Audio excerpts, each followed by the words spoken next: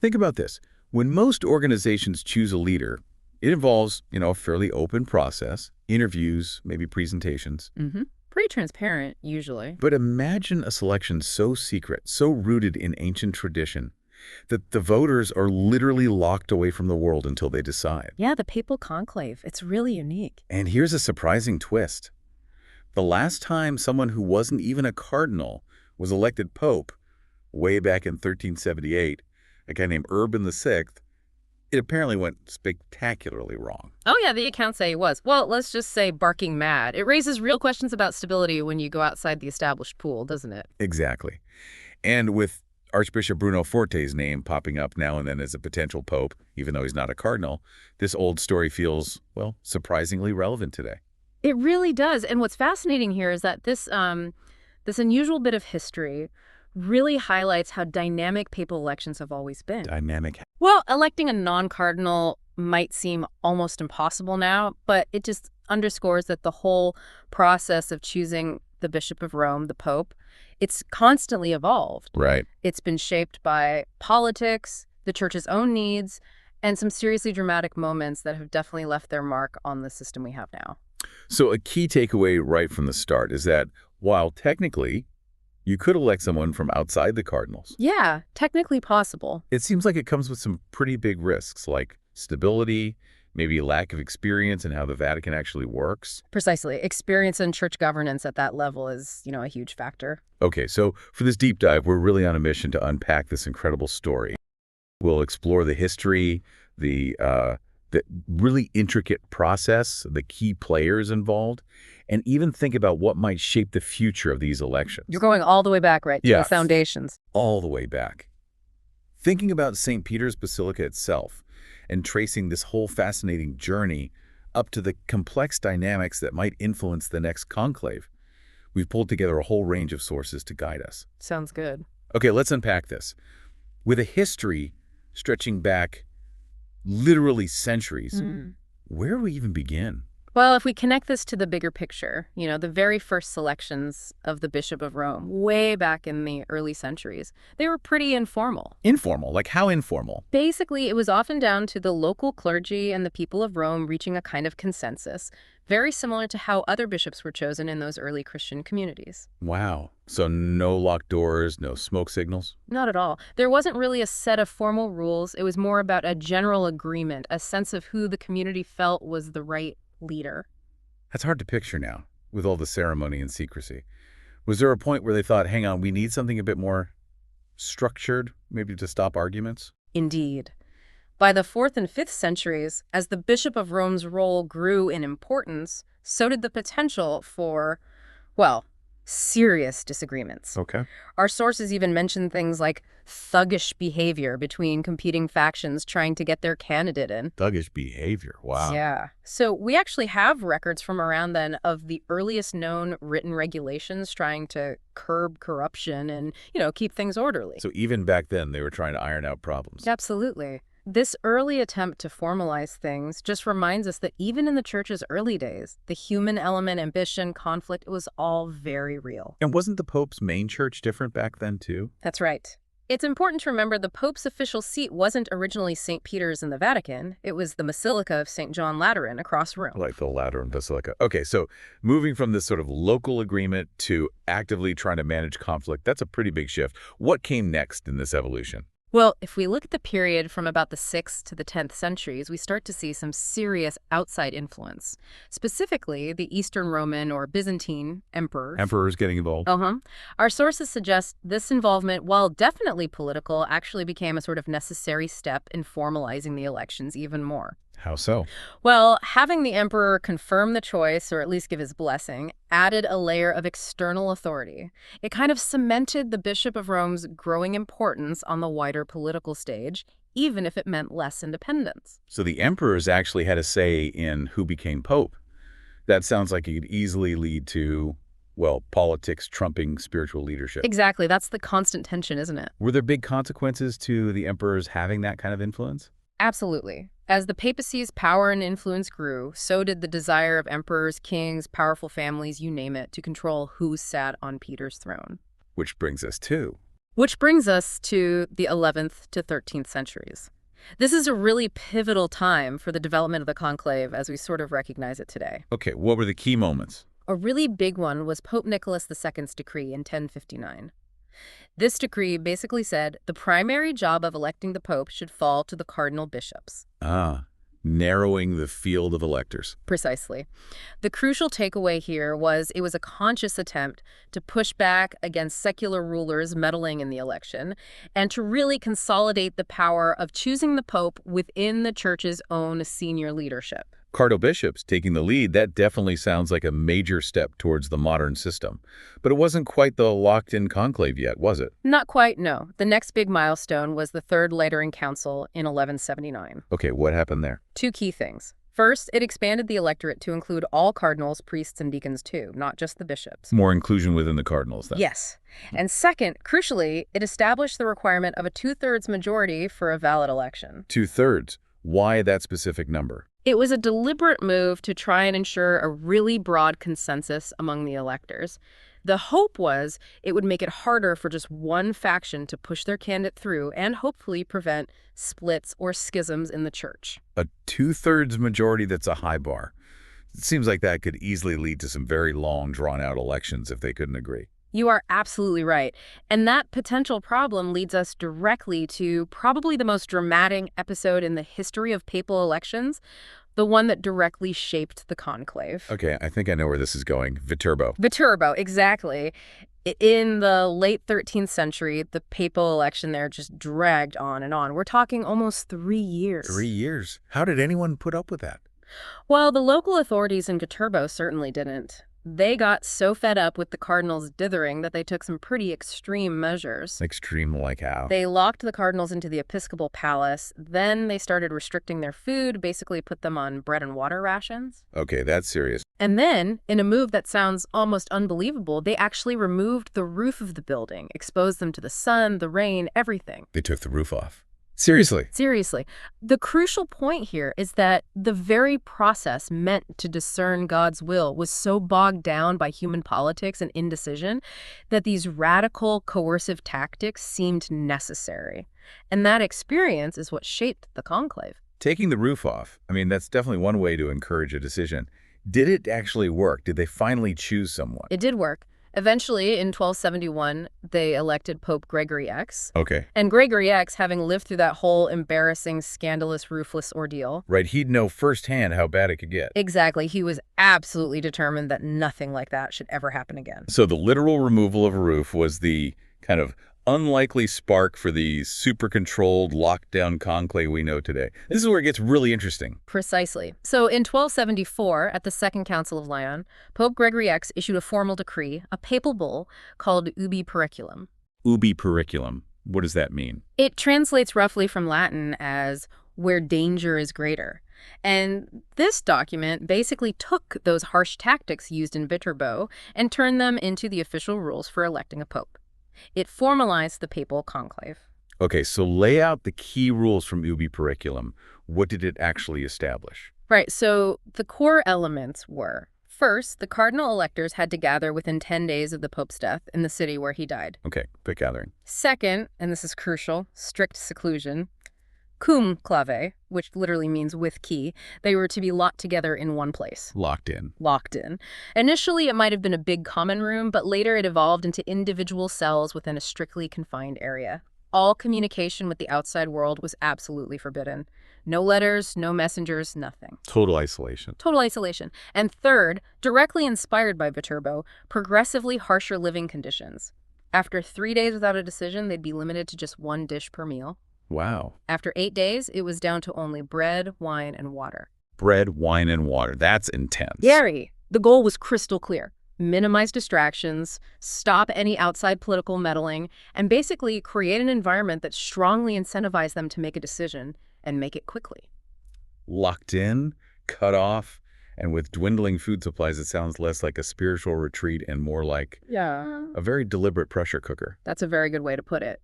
And these fundamental rules, born out of that pretty extreme situation in Viterbo, have really formed the bedrock of the conclave process for centuries. Okay, so the basic structure is set by the late 13th century.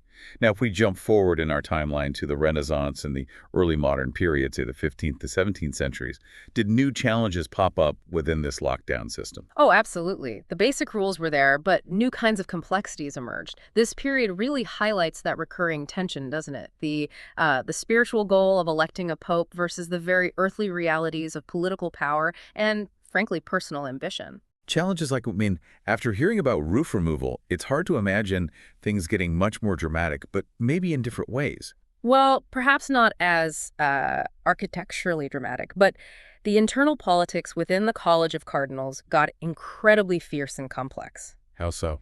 The college often split into powerful political factions. The most famous were usually the French faction versus the imperial faction, meaning those aligned with the Habsburgs, particularly Spain. Ah, national interest playing out inside the conclave. Exactly. These factions would actively push for candidates who they thought would favor their own king or emperor.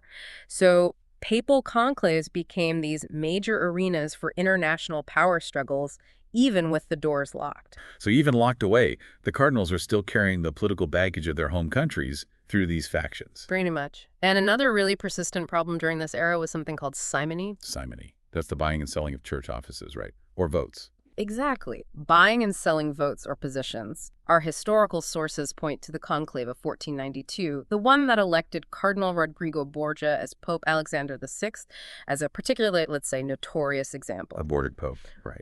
There were widespread allegations of outright bribery, huge sums of money changing hands, promises of lucrative jobs and titles being used to secure votes. It really throws that tension into sharp relief, doesn't it? The high spiritual ideals versus a very human greed and power plays. Bribery in political games in a papal election. It seems worlds away from the idea of the Holy Spirit guiding the choice. It certainly can seem that way, but the church did try to address these issues. In 1621, Pope Gregory XVth took a really important step by formally codifying the procedures for using a secret ballot for the voting. The secret ballot. Okay, that's called the scrutiny, right? That's right, the scrutiny. Making it secret was a significant move towards trying to create a more confidential, less pressured environment for the cardinals to actually cast their votes. Less chance for open intimidation or vote buying, at least in theory. The secret ballot seems like a basic element for any fair election, even one as unique as this. Now, how did things keep evolving as we moved into the more modern era, say the 18th through 20th centuries? I guess the rise of modern nations and the Enlightenment must have really changed the game between the church and secular powers. Oh, profoundly. The whole relationship between the papacy and the Catholic monarchies shifted dramatically. The Enlightenment, the rise of nation-states, they challenged all the old power structures, including the church's political influence. How did that play out in the conclaves? Well, you see a clear example in the conclave of 1799-1800. Pope Pius VI had actually died as a prisoner of the French revolutionary government. A prisoner? Yes, so the conclave couldn't even be held in Rome. They had to hold it in exile, in Venice, under the protection of the Austrian emperor. That really shows you how much outside political events could disrupt even this most sacred church process. Held in exile. That's a powerful image, isn't it? The Right. papacy trying to navigate this rapidly changing, sometimes very hostile world. Indeed. And as we get into the 20th century, you see more significant reforms aimed at protecting the election's independence. A huge one came in 1904 from Pope Pius X. He abolished the secular veto. The veto. What was that? It was called the jus exclusivae, the right of exclusion. Basically, some major Catholic monarchs like Austria, France, and Spain claimed a historical right to veto a papal candidate they didn't like. So a king could just say, nope, not him. Essentially, yes. It was used, though rarely, right up into the early 20th century. Pius X put a stop to it, a clear move to stop secular governments interfering directly in the choice of pope. Okay, that makes sense. Getting rid of direct political interference. What else did Pius X do? He also really tightened up the rules about secrecy. The media was becoming more pervasive, and there had been leaks from previous conclaves, so he reinforced the absolute need for confidentiality. So trying to keep it free from outside political pressure and from public scrutiny. A tricky balance. Definitely. And the reforms continued through the 20th century. In 1970, Pope Paul VI made a big change with Ingravosent Aetatem. What did that do? It set the age limit for cardinal electors at 80. Anyone older than 80 couldn't vote in the conclave. An age limit. Was that controversial? Oh, yes, there was some debate initially. Some older cardinals felt disenfranchised. But the argument was, It ensured the electors had the energy and capacity for such a demanding task and perhaps were more in touch with current realities. Makes sense. And Paul VI made another change too, right? About the number of electors? Yes, in his 1975 document, Romano Pontifici Elegendo, he set a guideline, not an absolute rigid rule, but a guideline that the number of cardinal electors should ideally not exceed 120. Capping the number. Why? Probably to keep the electing body to a somewhat manageable size, ensuring it remained representative of the global church without becoming too unwieldy for effective deliberation. Okay, age limit, elector cap. Any other major modern changes? John Paul II, in his 1996 Constitution, Universi Dominici Gregis, brought in some further modernizations. Most notably, he mandated that the cardinals stay in the Domus Sanctae Marthae during the conclave. Ah, the residence building inside the Vatican. Exactly. Better, more modern accommodation than the old temporary cells they used to set up, but still within the secured, isolated area. He also streamlined some of the specific voting procedures a bit. And Benedict VI, did he make changes? He did make one significant adjustment. In 2007, he issued a clarification, basically restoring the strict requirement for a 2/3 majority for election throughout the entire process. There had been a provision from John Paul II that allowed for a simple majority after a certain number of ballots, but Benedict removed that, emphasizing the need for that strong consensus. Back to the firm 2/3 no matter what. Correct. Underscoring the importance of achieving that broad agreement among the cardinals. It's truly amazing, isn't it, to see how centuries of history, big political shifts, even just practical logistics, have all shaped this incredibly unique and complex election. Now, before the cardinals even get locked in, there's this really important period called the Sede Vacante. What exactly happens then? Right, the Sede Vacante. It literally translates from Latin as the vacant see or the empty chair. It formally begins the moment a pope dies, or, as we saw with Benedict VI resigns. Okay, so the papacy is officially vacant. Who's in charge? During this interregnum, this period between popes, a specific official called the Camerlengo takes over limited administrative control of the Holy See. The Camerlengo. What does he do? His job is mainly managing the day-to-day temporal affairs, overseeing Vatican properties, finances, keeping basic operations running until a new pope is elected. But, and this is important, his authority is strictly limited. He can't make major policy decisions or changes. Those have to wait for the new pontiff. It's purely an administrative caretaking role. So a carefully managed holding pattern for the church's administration. And Right. what about the Novendiales? We hear that term after a pope dies. What's that about? The Novendiales is the official 9-day period of mourning and special liturgical services held after the pope's death. 9 days. Why 9? The tradition actually has really deep roots, going back to ancient Roman funeral customs and early Christian burial practices. It's a structured time with specific masses and prayers offered for the deceased pope. So it's primarily about mourning. It's about mourning, yes, but it's also a really crucial preparatory time for the cardinals. During the Novendiales, the College of Cardinals starts holding what are called the General Congregations. General congregations. These are basically formal meetings where all the cardinals, electors, and non-electors gather.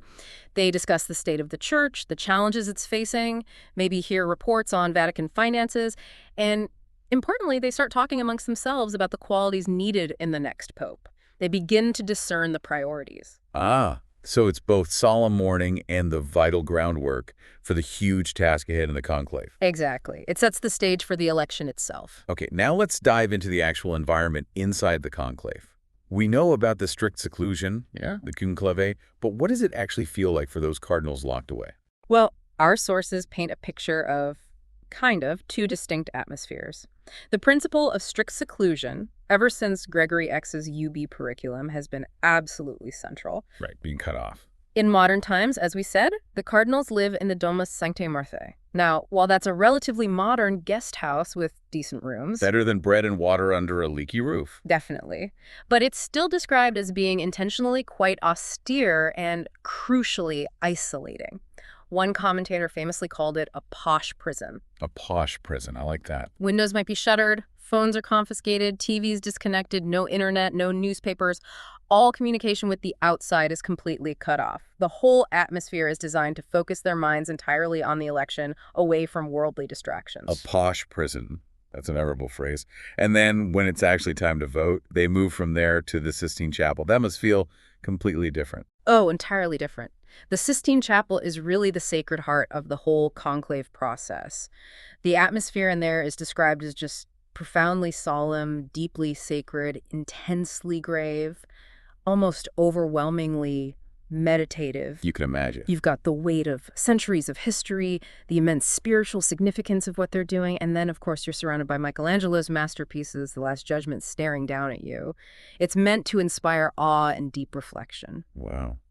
And is it silent during the voting? During the actual voting sessions, yes, absolute silence except for the necessary prayers and the reading out of the votes. No campaigning, no debating allowed inside the chapel itself. That happens elsewhere, informally. So a very deliberate shift from the sort of confined comfort, the posh prison, to the sheer awe-inspiring solemnity of the Sistine Chapel.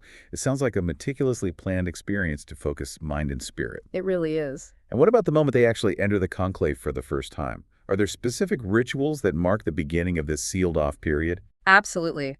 The formal entry is marked by some very powerful and symbolic rituals. On the afternoon the conclave is set to begin, all the cardinal electors gather first in the Pauline Chapel, which is near the Sistine. Okay. From there, they process together, solemnly, into the Sistine Chapel itself. They're dressed in their choir robes, and they chant the Veni Creator Spiritus. The hymn to the Holy Spirit. Exactly. A very ancient and moving hymn, invoking the Holy Spirit's guidance and inspiration for their deliberations. It sets a deeply prayerful tone right from the start. That procession must be quite a sight, all these senior church leaders moving together, knowing the immense responsibility they carry. What happens once they're all inside the Sistine Chapel? Once everyone's inside, one of the most solemn moments occurs. The taking of the formal oath. An oath. What do they swear to? The Cardinal Dean, who's the senior cardinal bishop, reads the oath aloud. Then, one by one, each individual cardinal elector steps forward, places his right hand on the Book of Gospels, and recites the oath. And what does the oath promise? It's a binding promise before God. They swear to strictly observe all the rules of the conclave, to maintain absolute and perpetual secrecy about everything that happens inside, discussions, votes, everything. Perpetual secrecy, wow. They also swear to faithfully carry out the duties of Pope, if elected, to defend the rights and liberty of the Holy See, and crucially, to resist any interference or pressure from any secular power. So independence and secrecy are key. Absolutely. The Latin text includes the phrase et ego en cardinalis and spondeo voveo accuro, and I and Cardinal N do so promise, pledge, and swear. And what happens if someone breaks that oath? The penalty is severe.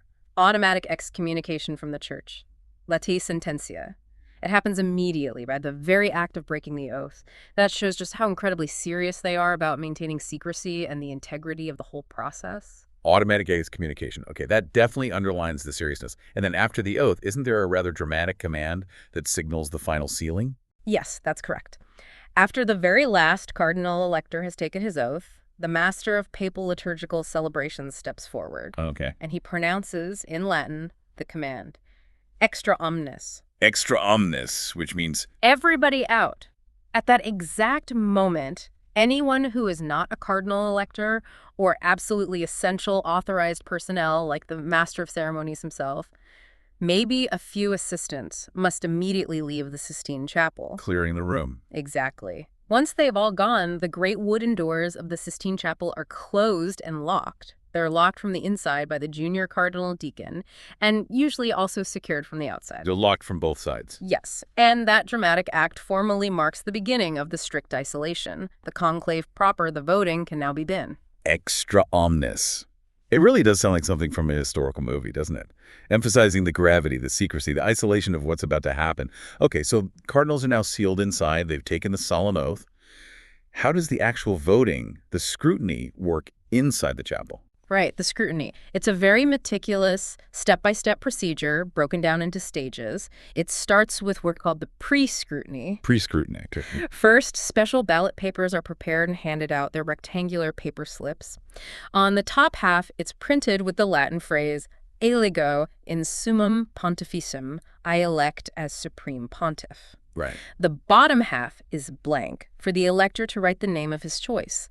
Each cardinal gets at least 2 or 3 of these ballots. Okay, ballot's ready. What's next? Next, they have to choose the officials for the voting process. 9 cardinals are chosen by drawing lots, publicly by the junior cardinal deacon. 9 officials. What are their jobs? They're divided into 3 groups of 3. You have 3 scrutineers. Their job is to count the votes. Then 3 infirmari. They collect the votes from any cardinals who are sick and can't come to the chapel. Provisions for illness. Yes. And finally, 3 revisers whose job is to double-check the scrutineers' work, verifying the count for accuracy. Scrutineers, infirmari, revisers. Got it. Once the ballots are out and these 9 officers are chosen, anyone else still in the chapel who isn't a cardinal elector has to leave. Then the voting can start. So even before the first vote is cast, there's this very structured preparation and selection of roles. What happens when the actual voting begins the scrutiny proper? Okay, scrutiny proper. Each cardinal elector, in total secrecy, writes the name of the person he wants to elect on the lower half of his ballot. They're encouraged to use disguised handwriting if possible to make it even more secret. Disguised handwriting, interesting. Then, in order of seniority within the College of Cardinals, each elector walks up to the main altar in the Sistine Chapel. Okay. When he gets there, he kneels for a moment of silent prayer. Then he stands up and takes another solemn oath aloud. Another oath. Yes, specifically about his vote. He says, Testo Christum Dominum, qui me judicaturus est, me eum eligere, quem secundum Deum judico eligidebere. Which means? I call as my witness Christ the Lord, who will be my judge, that my vote is given to the one who before God I think should be elected. Wow, that's powerful. Calling Christ as witness for your vote. It really emphasizes the conscience aspect. After taking that oath, he places his folded ballot onto a small plate, a paten. He then uses the paten to slide the ballot into a large chalice, or urn, placed on the altar. Okay, dropping it in. Then he bows to the altar and walks back to his seat.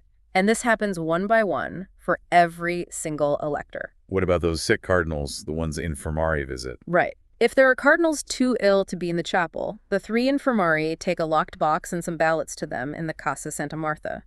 The sick cardinal writes his vote, takes the same oath, and puts the ballot in the locked box. The infirmari then bring that box back to the chapel unopened, and the votes inside are added to the main urn with the others before counting begins. So everyone's vote is included and under the same oath. It really sounds like a deeply personal, solemn act for each cardinal, performed under oath before God.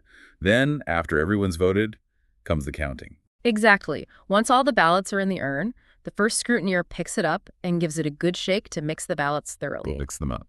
Then, the scrutineers count the ballots. They need to make sure the number of ballots exactly matches the number of electors who voted. What if the numbers don't match? If they don't match, maybe someone put in 2 ballots or forgot, then all the ballots are immediately burned without even looking at the names. The entire vote is invalid and they have to do it all over again. A strict check. So if the number is correct. If the number matches, the counting proceeds.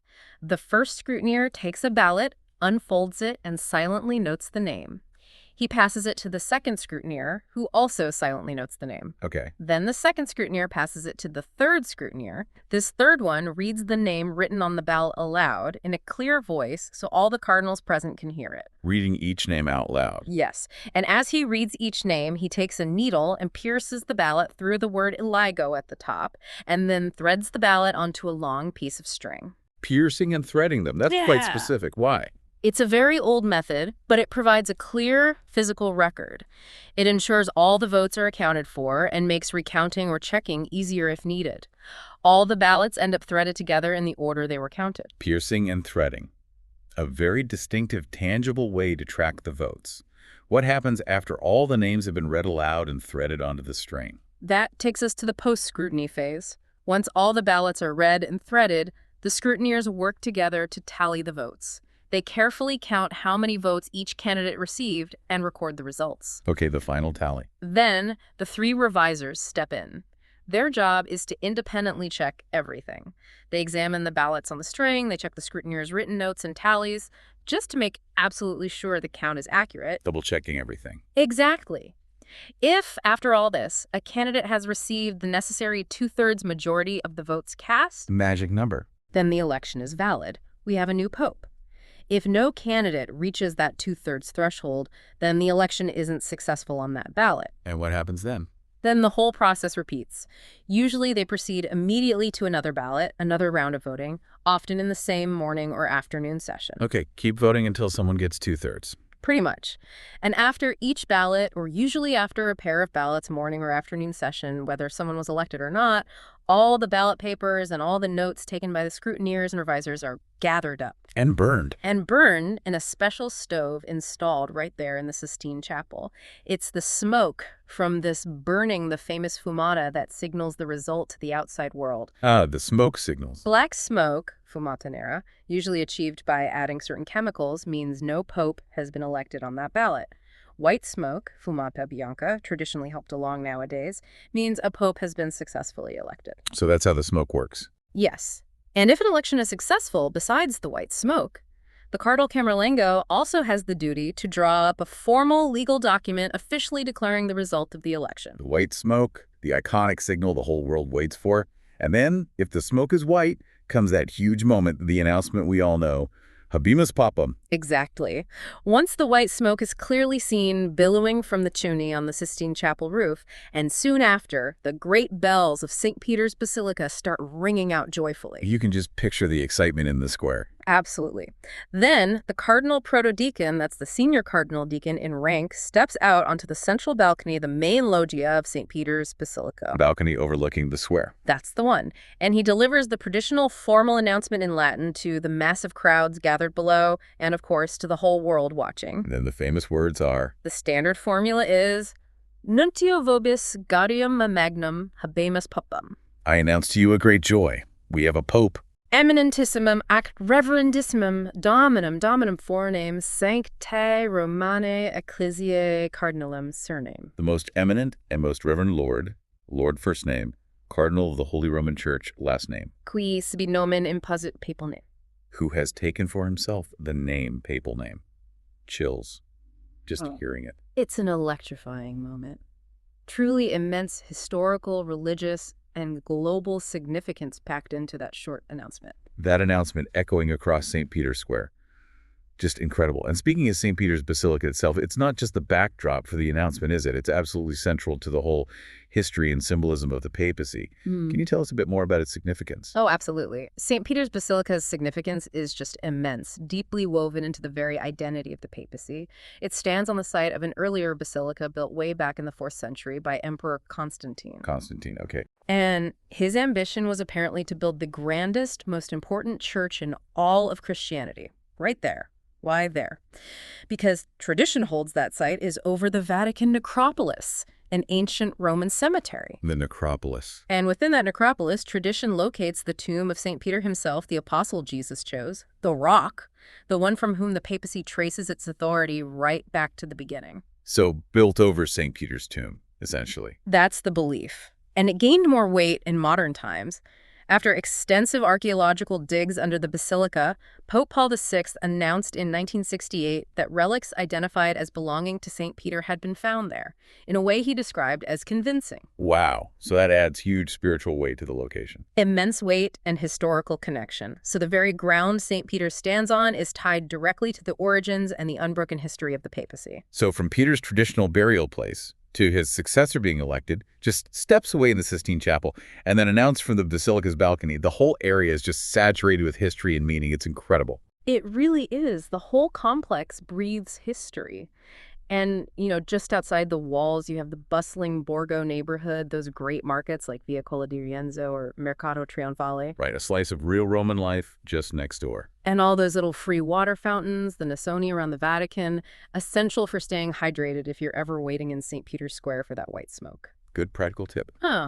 Okay, now shifting focus towards today, our sources also give us some insights into the big challenges expected to face the next pope.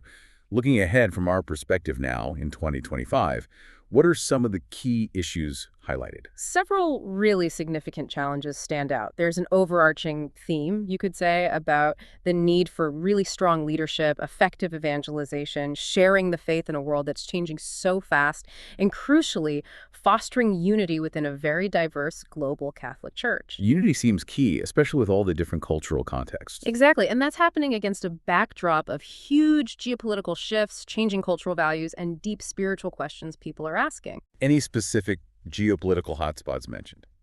Our sources specifically point to the ongoing, delicate situations concerning Russia and China. Okay, Russia first. With Russia, it's about continuing that long, difficult path of ecumenical dialogue with the Russian Orthodox Church, trying to heal the centuries-old split between Eastern and Western Christianity. Right, the Great Schism. It's that vision. St. John Paul II spoke so powerfully about the Church needing to breathe with its two lungs, East and West.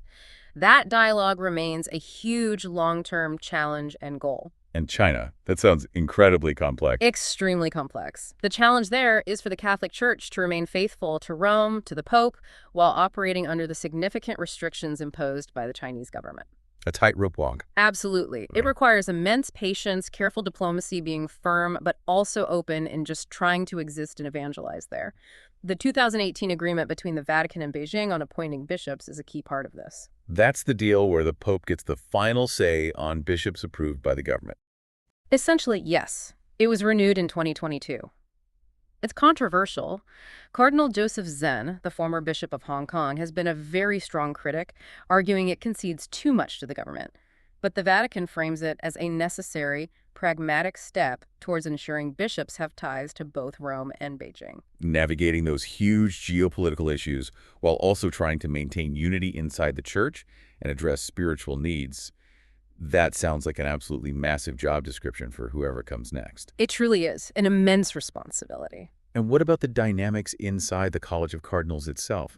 Our sources suggest the next conclave could be particularly unpredictable because the electors are just so diverse now. That's a very accurate reading. The sheer diversity, geographical, cultural, experiential, among the current cardinal electors really could make the next conclave harder to predict than maybe any in recent history. Why is that? Well, a really significant chunk of the college now comes from what are often called the peripheries cardinals, from Asia, Africa, Latin America, Oceania. The global south, largely. Exactly. And these cardinals, who make up a substantial voting bloc, maybe 65 or so with votes, they've often dealt with very different local issues in their ministries.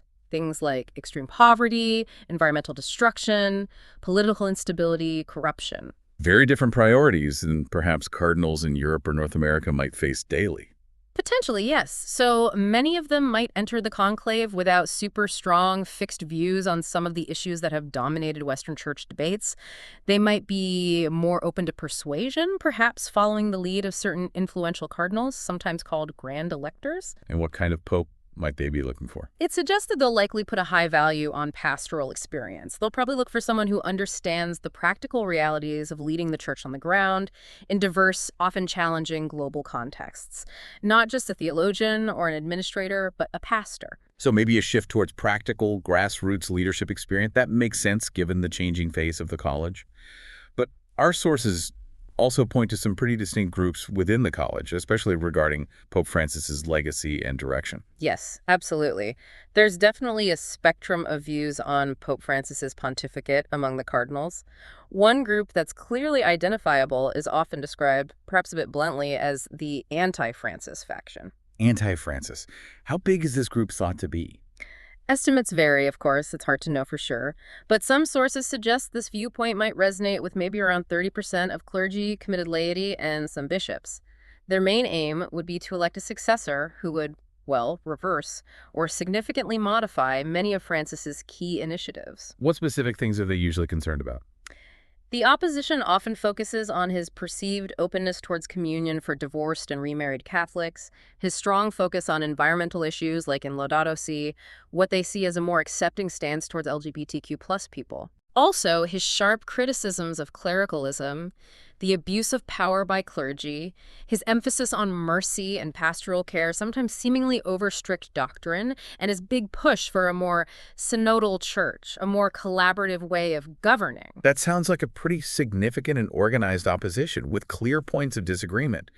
Our source even names some prominent cardinals often linked with this group, doesn't it? It does. It specifically mentions the late Cardinal George Pell from Australia, Cardinal Robert Serra from Guinea, Cardinal Gerhard Müller from Germany, the former head of doctrine, and Cardinal Raymond Burke from the U.S. These are figures known for publicly expressing strong critiques or reservations about Francis's direction. And wasn't there that memo linked to Cardinal Pell? Yes, the posthumous revelation that Cardinal Pell was the author of a critical memorandum on Francis's pontificate. It was apparently sent to all the voting cardinals back in March 2022, just before Pell lost his own vote due to age and later published online. It really underscored how determined some were to influence the thinking for the next conclave. There were even rumors back then about Pell coordinating with Cardinal Peter Erdo of Hungary, who's often seen as a potential candidate himself. So this group isn't just disagreeing quietly. No, this anti-Francis group is often described as being pretty well organized, reportedly backed by significant funding sources, and very effective at using social media and sympathetic news outlets to get their message out. Some observers even talk about them aiming for a culture camp, a kind of culture war within the church. A culture war inside the church itself that paints a picture of really deep internal tensions and very different visions for the future. But the source also mentions other groups, maybe with more nuanced views. Not everyone fits neatly into pro- or anti-Francis camps, right? Exactly. It's definitely more complex than just two sides. There are other cardinals who, maybe less publicly or stridently, still have reservations about certain aspects of Francis's pontificate. Like who? Figures like Cardinal Willem Eijk from the Netherlands, who's clearly stated his opposition on issues like marriage, communion, and LGBTQ+ questions. Or Cardinal Albert Malcolm Ranjith from Sri Lanka, who strongly supports the traditional Latin Mass and worries about what he sees as secularizing tendencies. They represent different points of divergence. Okay. And what about those focused on continuity? Right. There's another significant group often described as adhering to a hermeneutic of continuity. Their emphasis is on interpreting any changes or developments strictly in light of unbroken church tradition. They tend to be skeptical of rapid change or embracing secular movements too readily. Who might fall into that category? Figures often mentioned include Cardinal Peter Erdo, though his positions can seem complex, and Cardinal Rainer Maria Wolke from Germany, especially given his role now leading opposition to the German Church's controversial synodal path reforms. Okay. Any others? Others, sometimes associated with this broader viewpoint, might include Cardinal Mark Goella from Canada, Cardinal Daniel DiNardo, and Cardinal Timothy Dolan from the U.S., and Cardinal James Harvey, also American. This group is maybe estimated at around 25 to 30 cardinals who probably want some modifications or adjustments to Francis's priorities, but perhaps not a complete reversal. More of a course correction, maybe. So it's a real spectrum, definitely not monolithic. And our source suggests the biggest divide might actually be along different lines altogether, not just liberal versus conservative in the Western sense. That's a really insightful point from the source material. It argues the truly fundamental division in the global church today might be less about those traditional labels and more between the generally affluent, heavily secularized North, Europe, North America, and the rapidly growing, often materially poorer, but sometimes more traditionally religious, global South, Asia, Africa, Latin America. North versus South. How does that play out? For many cardinals from the global South, while issues like sexual morality or church governance are important, they might not be the absolute top priority day to day. They're often dealing much more directly with grinding poverty, social injustice, climate change impacts, interreligious conflict, just the basics of building and sustaining their faith communities. Different lived realities mean different priorities. Exactly. And these vastly different experiences and urgent pastoral needs could be a really major factor shaping the dynamics and ultimately the choice made in the next conclave. It could shift the conversation away from some of the debates that dominate in the West. That's a crucial perspective. The sheer diversity of experience and priority across the globe could really change the calculus. And finally, bringing us full circle back to where we started, our source reminds us of that fascinating, if historically very rare, possibility: electing someone who isn't even a cardinal. Yes, it's vital to remember that. According to the Church's own law, canon law, any baptized Catholic male is technically eligible to be elected pope. Any baptized male, Yeah. not just priests or bishops. No. The electors aren't strictly limited to choosing from within the College of Cardinals or even from among bishops or priests. The only absolute requirements are be male, be baptized Catholic, and be willing to accept the office. If the person elected isn't already a bishop, he would have to be ordained one immediately. So technically, a layman could be elected. Technically, yes, though the last time a non-cardinal was elected was Urban VI back in 1378, and as we said, that didn't end well, apparently. But the possibility remains in law. And Archbishop Bruno Forte being mentioned as a papabile reinforces that. even if it's unlikely. Exactly. His name coming up, even speculatively, just reminds everyone that the rules do allow for looking outside the current college, however improbable it might seem in practice today. And the source also touches on the gender aspect. Yes, it rightly points out the deeply embedded patriarchal structures in the church mean women aren't even considered for the papacy. This is despite the fact that there's actually no formal theological or canonical reason why a woman couldn't be appointed a cardinal in the first place, even if current practice reserves it for clergy. That's another layer to the whole question of who is eligible or considered. A non-cardinal pope Hmm. in the 21st century. I mean, that would be absolutely extraordinary, wouldn't it? A potential earthquake for the church. It really highlights just how unique and, at times, unpredictable this whole ancient process can be. Absolutely. The papal conclave truly is this unique, compelling crossroads where deep faith, centuries of rich history, and immense global power all intersect. And the outcome has ripples everywhere. Huge ripples. The choice made inside the secrecy and solemnity of the Sistine Chapel will undoubtedly have profound, lasting consequences, not just for the 1.3 billion Catholics worldwide, but really for the wider world, too, in the years ahead. So, as we wrap up this deep dive into the long, fascinating history and the incredibly complex current dynamics of how the Catholic Church chooses its leader, it really leaves us with a huge question to ponder, doesn't it? It certainly does. Thinking about all these historical trends we've talked about, the clear divisions, but also the diverse perspectives within the global church today, and the massive challenges, spiritual, political, social, that the next pope will absolutely have to face. What kind of leader do you, our listener, actually think the College of Cardinals will ultimately choose? What qualities will they prioritize? And what do you think will be the defining marks, the main characteristics of the next pontificate? It's a profound question with no easy answer. Definitely. It's certainly something to think about long after this deep dive is over. What path will the church take next?